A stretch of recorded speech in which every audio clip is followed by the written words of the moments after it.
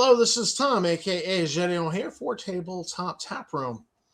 And what we have today is a phone conversation that I had with Ernie Gygax, and it shed some light on things that are going on and his attitude towards Justin.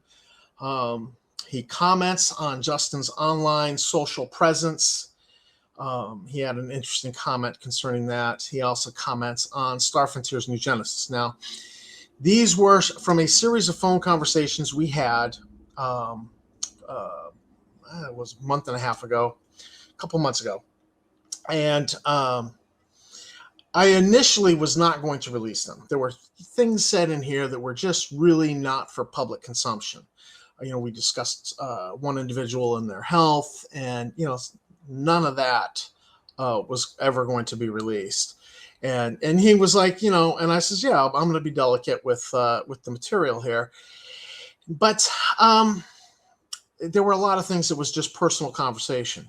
And because I was not looking to do a hard hitting, hard copy style interview with him. I just kind of wanted to open up a channel of communication.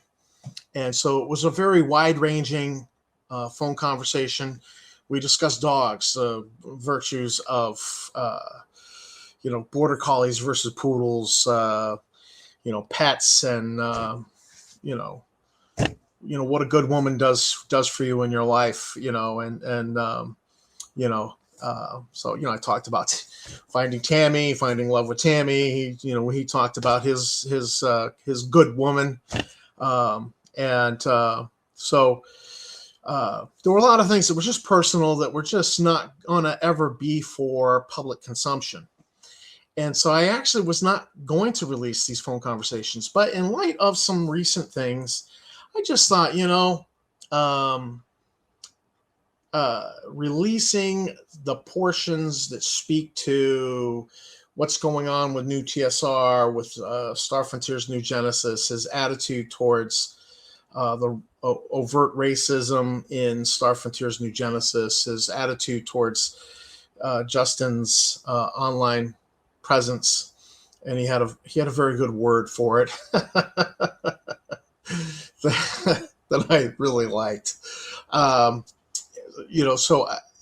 we're going to do this in two parts, I believe, and so this is part one of the phone conversation with Ernie. And I want to thank him for such a wonderful conversation that we had by phone. I really enjoyed just talking, and I did throw some questions in there that were things I wanted to get at for the sake of the channel, but it was a really wide-ranging conversation. So, it certainly rambled, and there was plenty of it that was just not going to be for public consumption.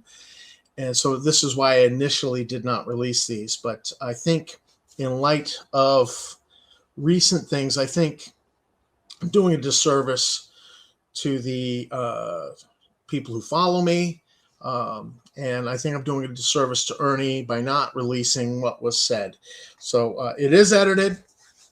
And that's just the way that had to be, because some things could not, I was not going to release.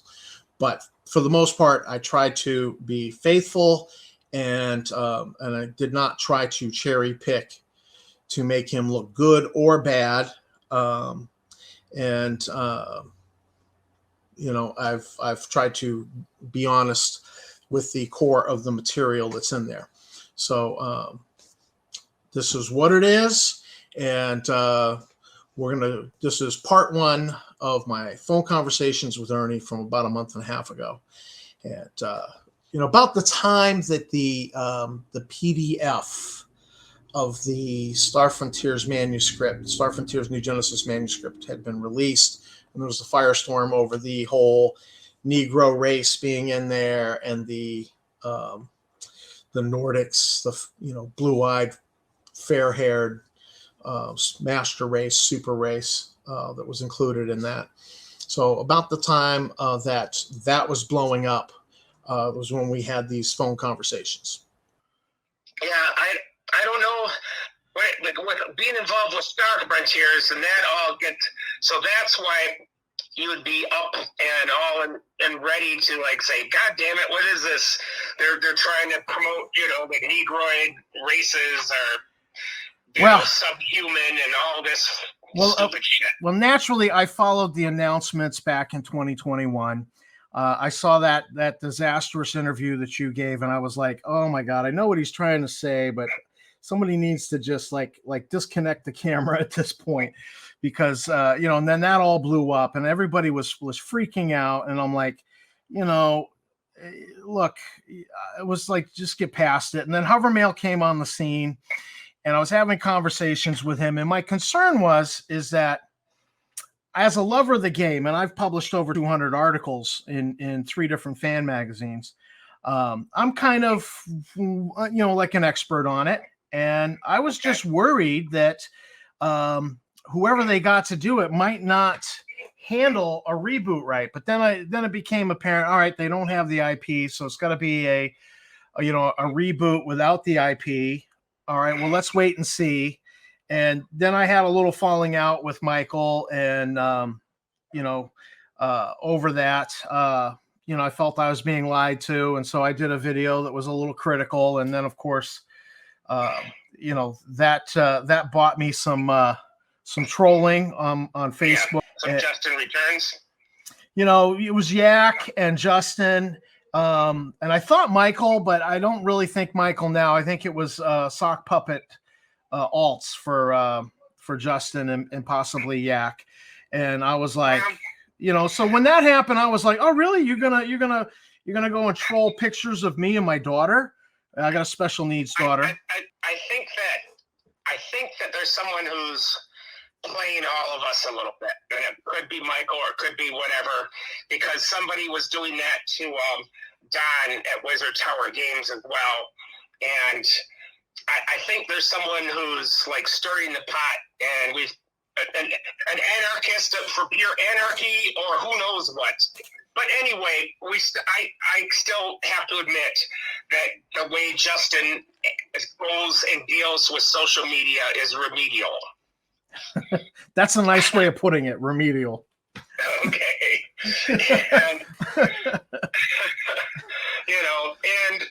But my job, and I don't have a job, but someday I hope to be given, some stuff and whatever besides just free products, be able to come in and game anytime, do anything I want to in the building, and blah, blah, blah, blah, blah. But right now, it's all waiting until anything ever gets through, and I'm having to take Justin on just a handshake and a prayer. And so some of you might really think I'm foolish. I know you're very quiet, but at this point, I really am someone who's just trying to promote gaming, and it really pisses me off, and it was pissing me off in the old days when people weren't communicating at all just because they were coming out in the open. This man's a Trump man. This gal or guy loves Hillary. And if you thought the other's way, then obviously you can't be hung out with. And it's like, But wait, what does that have to do with playing a game? Can't we keep that somewhere else? Well, it's the funny thing in life that I see a lot of this, but like my parents, one was a Democrat, one was a Republican, and I love them both, and I didn't cancel either one of them. And it's sad that and my family is that way across the spectrum, and I love every one of them, even though I don't agree with half of them. So it's sad that we've got to do this in gaming. I'd like to. It's really not necessary. I saw it not being necessary up in Appleton, Wisconsin this weekend. Yep. I mean, I was gaming with a gal who, obvious, with her female, partner, and all sorts of other people's, and it didn't matter. And the trans, I've got, who cares? It's just the idea that I won't glorify, but at the same time, I certainly won't denigrate. Right. That's. That's not my place. Even if you believe like a good Christian, then if you really use the New Testament, it's God's place to judge and not yours. Take the raptor out of your own eye before you take the splinter out of somebody else's. Sure. Well, here's the thing that I think where you come into criticism for in the community is that they see they see the revelations concerning Dave Johnson and all his Nazi posts on Twitter that were preserved, and then a website put up to document it. And then they're like, look, Justin's not disavowing him, so they then say, well, he must agree with it. And so then they go, well, Ernie's not disassociating himself or disavowing it, so he must agree with it. And I think that's where a lot of this gets stirred. But I mean, is there a reason why you've not come out and like disavowed Dave Johnson? Because if we are good, because I'm hoping that TSR works. And I'm hoping to have some reflective glory someday, rather than this bullshit we're going through right now. Sure. Okay. Because there is, and a lot of my buddies, are all over me. I've got one good friend in Florida, Bob Brinkman, whose wife is involved with Goodman Games, Jan. And good people, and he's been trying to keep me up on all this negative energy. And I'm now getting him a copy of Star Frontiers when it's just released as the beta, the definite handful. I'm going to get 5 copies, 1 for me and 4 to give out. One's going to Bob Brinkman, and everybody that gets one of these is supposed to give, a return information as the cost for it. It won't cost them a goddamn thing. It's just play it, look at it, and give us your return, your input. That's what I'm. So right away, as soon as I saw this, I called up Justin and said, "What is this true?" And he said, "No, it's not true." I said, well, "Where did this come from?" And he said, "This is probably really early stuff." And when Michael was still with us, Michael Hovermail, I almost called him Whitwer, which would be a major fuck up there. Michael Whitwer's a great guy and a fine writer. So you think this Negro subrace, that's stuff linked to Hovermail? But yet I don't know if it's really his, or if it's something that Dave might have put out and that is being gently modified so that it's not asinine. Because why if you were going to do anything, you could just reverse the damn shit so that the effects are completely opposite. And then everybody, could be happy. You could have your dull-witted, slack-jawed, fair-haired white people and your genius, Negroid people. But it doesn't matter, it would be a lot easier if it would be purple and green. Because there is, rather than anything that could have anything to do with reality. I think every RPG I ever played, it was just, humans. They can be an amazing variety of colors, but here's this human stats. And that goes for D&D, that goes for the original Star Frontiers. I don't remember there ever being a specification of skin color. No, and I don't see why there should be, because if there is anything in DNA, it would just be traits, and it would be minor benefits or difficulties, and that could easily be bred out by anything. But I mean, there was one fun book that had something about the Nordic pure race or whatever. I think it was called The Iron Dream. It was in the 1970s. And it was supposedly put out by Adolf Hitler, which was, of course, a pen name. And it was basically all these super Germans, blah, blah, blah, going through, and the mutants end up radiating them so that they can't breed anymore.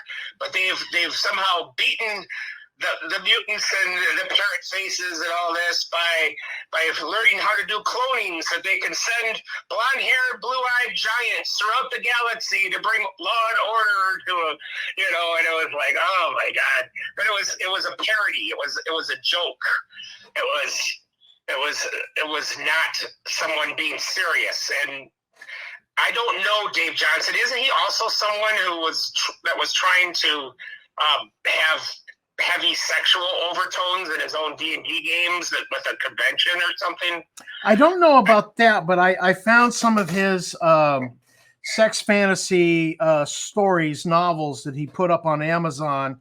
I think he did one under his own name, then he did pseudonyms, but we unmasked that, and it was really bad. It was very it was very objectionable how it was treating women.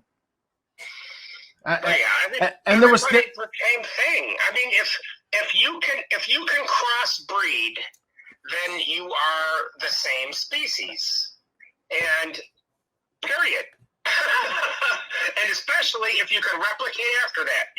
I guess the only case is the mule that can't continue on, but with a horse and a donkey, I think it is. Right.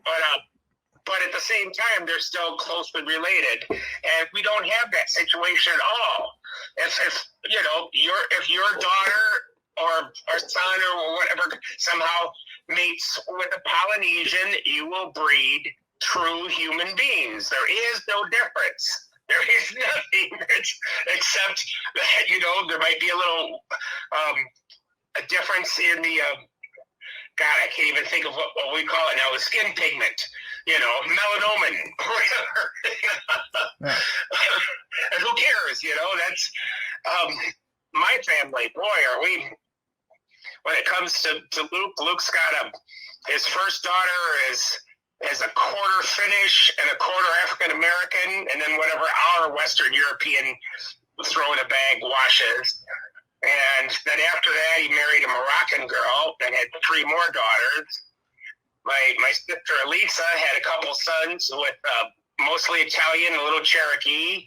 Heidi had a son with a man who claimed to be Spanish royalty, but it's northern Mexico.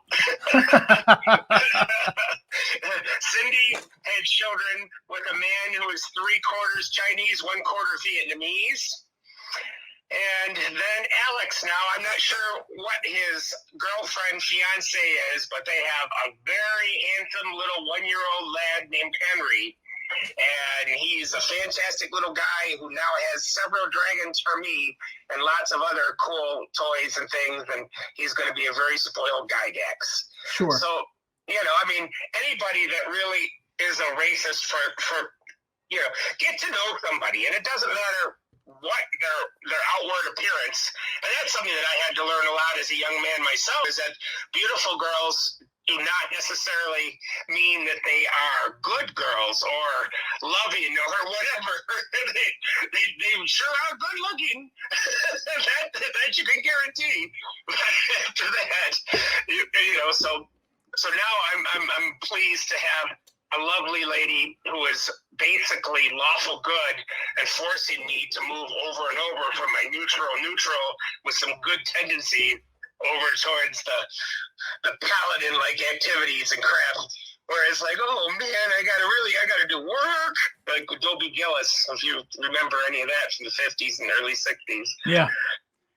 So, well, I'm happy for you because I went through a marriage that I got my biological daughters from, and it was a miserable thing. And but finding Tammy and I met, and it was kind of love at first sight. And it's finding love. It completes you, doesn't it? Yes. It makes me a far better person. And what I found is that just at one time, we somehow had a little bickering, and I had 5 days where I was in a separate place. I hadn't moved in yet, and I could do anything. My friends were over. I had all these things that I couldn't do or didn't have time for when she was around. But then, did I do them? No, I just moped around most of the time and mitzed the crap out of Donna until such time as we were able to make up. And it's like, I felt like I was, like half of me was missing. Right. Yeah. No, I can So- identify with that. Well, so I do owe some allegiance to Justin's action of obtaining 723 William Street and then saying that, you know, here's some keys, you can come in anytime you want to, and maybe someday this, you know, blah, blah, blah, blah, blah. But he said, I'm never going to make the mistake of ever losing the business like your dad did. Sure. Because that's one of the things I talked to everybody on the tour about. Because he started a company with his best friend, and then they brought in a third partner. And then when that person died, his wife could care less about gaming, and the other side only had money to buy. And that's how the Blooms ended up in control of TSR, and it never changed. It got close, and my dad finally got control only because they put it to the toilet. And that's when he wrote Unearthed Arcana, which is a fine book, but it didn't get enough play testing, and we didn't polish it out enough. Right. Barbarians really needed a lot more work and all these other classes. But at that time, it was necessary to get something out so that the company did not get split up and sold off in parts by the printer. Right. You know, and Unearthed Arcana is one of the books that's it's panned a lot by people, you know, doing reviews on it. Okay, and again, that's all I can say is that it had a deadline to come out, and it came out. And if we wouldn't have met that deadline, there might have been a beautiful work waiting to be discovered later by another company, or or something else. Right. Yeah, I mean, sometimes there's just a rush to publish, and you can't help that. But so, did you read any of the books about TSR and its history? I don't have any of the books, the recent history books, you know, Playing at the World, and that I don't have copies of them. I'm still trying to finish Hamlet's Hit Points, and that's going a little slow because, you know, in part we have this thing called Hulu and you know, streaming TV. Yeah. But you know, I've got Hamlet's Hit Points was recommended to me, and I'm working my way through it. And I just haven't gotten to any of the history books that have been coming out, and I want to, because obviously, you know, they're covering the history, and that's kind of what I do cover with the channel sometimes. Yes. Okay. So, all right. So, I didn't even do my research well enough. Are you the gentleman that Justin basically has a hate thing with? I'm number 3. I'm reportedly, he's got a list of 19 people that he hates, and I'm number 3 on the list after Luke and after Eric Tenkar. Oh, great. Well, you're talking to the enemy. Well, let's at least be civil and see that I'm just someone trying to get somewhere, and I have had to make an alliance. And he doesn't seem to be a bad guy. I've had a lot of time and fun playing stuff with him in person, but he certainly doesn't carry himself at all well in the public forum. Well, that's the thing is people are different online than they are in person. You know, you feel like you're a little bit freer to let your hair down online, is what I've seen.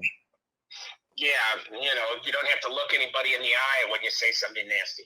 Yeah, because if you said something nasty to somebody's face, you always have to wonder, is he going to punch me in the nose? You don't know. So you're a little more circumspect in person. I mean, here in Maine, it's well, you know, I just, you know, if you deal with people face to face, I just find people are much more civil, but online they can be really nasty.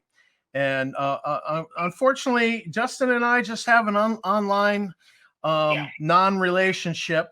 There was a point where I was going to be like, hey, why don't you come on the show? But I didn't think he would. And so I never extended the invitation, but it's I don't know him personally. I just know him through his online presence, and it's not good. Okay. And I get that he doesn't like me. I get that. Well, and I think that he's a little bit like a carnival barker. So energy to him is a good thing.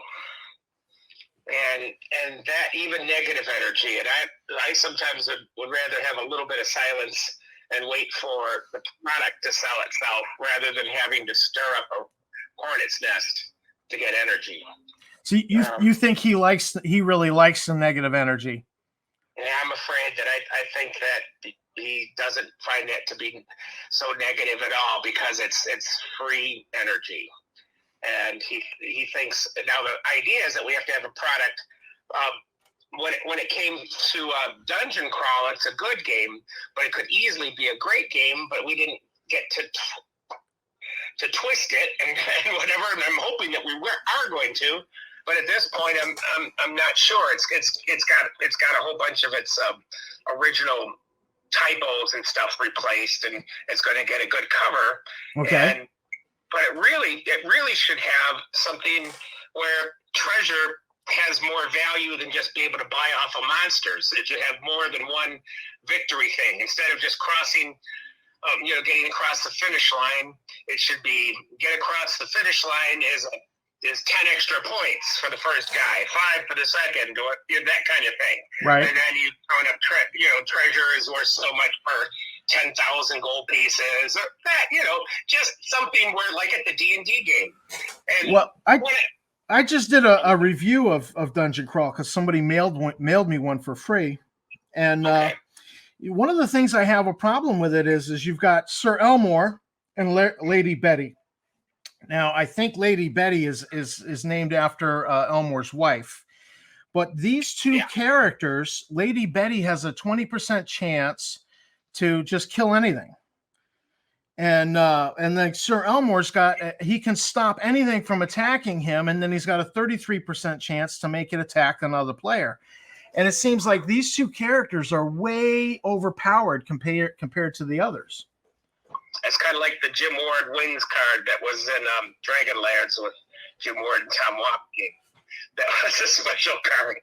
Jim Ward wins automatically if it goes the whole way around and no one has gotten rid of this card. Even if he's not playing, Jim Ward wins. So. I just found it unbalances the games. I don't know. Is there any plan to maybe put those back in balance or no? I didn't see those. I just played 2 games of it finally when Justin was up here 3 weeks ago. Oh, okay. All right. All I got to do is go over the rules and look at the cards, and that was it, without anybody else being around and online. I hate online work. I want hard paper in front of me. Yeah, and I don't know, but the idea being that right now, every day, Mondays and Tuesdays are a little slow, but otherwise there's a ton of people coming through, and most of the time it's people that are 5th edition players who just want to find out about the roots. And then we also get those who come to the Mecca and have the fine thing, and then they get to see a map, and they get to go to where my dad's house was, Oak Hill Cemetery, and all the other 330 Center Street, of course, is a beacon. 772 Main Street, which is the main corner downtown Lake Geneva, where the shop and TSR moved after that. And then, of course, the final resting place of TSR in Lake Geneva, Sheridan Springs Road. Right. And the 2 different buildings that it had out there. The one that we rented, and then the other one that we bought and then added on to. Sure. Yeah. I got a question for you. Okay. How many D20 dice are sitting on your father's headstone?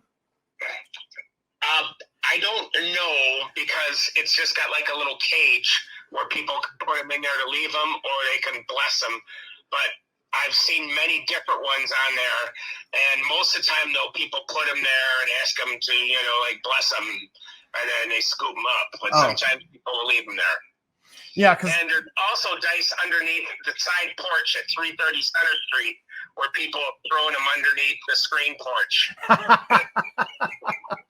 Okay. That's awesome. All right. So yeah, you're not so hard to talk to, and I just wish people talked more often. Yeah, absolutely. Well, I appreciate you talking, and I hope we can do it again sometime. So that was the first part of the phone interview, and we get Ernie's opinion about Justin's online presence. We see that Ernie's experience with Justin is different in person than what the rest of us see online. I don't want to excuse Justin's online presence. I do love Ernie's word for it, that it's remedial, which is a great word to describe his online presence. My wife's a teacher, and she's laughing. Because you got put in, you get put into remedial English because you're not doing good in English, and Justin needs to go into remedial social social graces, I guess. Permanent summer school. Sorry. Permanent summers. I believe that's called prison. So I suppose we can only hope. His opinion, his shock and dismay at what he saw in the Star Frontiers New Genesis. There was a little bit of throwing Michael Hovermail under the bus. I don't agree with that myself, but again, this was the interview. This was the discussion. It mostly sounded to me like it was Justin's spin to let's blame Hovermail, and that, I think that's a load of crap, personally. And the evidence, I believe the evidence is there to demonstrate that. So it was a great phone conversation, and again, I did not go into this trying to do a hard copy. Let's get this SOB. None of that. I was opening up a line of communication with Ernie, and so we had a couple of phone conversations, and we've been able to text back and forth through Instant Messenger, over this time as well. So I really appreciated being able to open the lines of communication. I think it's kind of tough when you've got two different camps and nobody's talking to each other. And so, I really felt like this was a positive thing. And I know that there are probably going to be people who pick it apart. I really don't care. I think opening the communication with Ernie was a positive thing. And I hope you got that from this phone conversation. There will be a part 2 that I will release. Again, there were many topics I've completely edited out that just had they were never going to receive the light of day because they were personal. There were personal things Ernie and I discussed. So just not gonna, we're not gonna put it out there. But I thought most of this was of valid interest to the gaming community. So hope you appreciated the video. Thanks for watching. Thanks to my subscribers. You guys are great, and keep on gaming.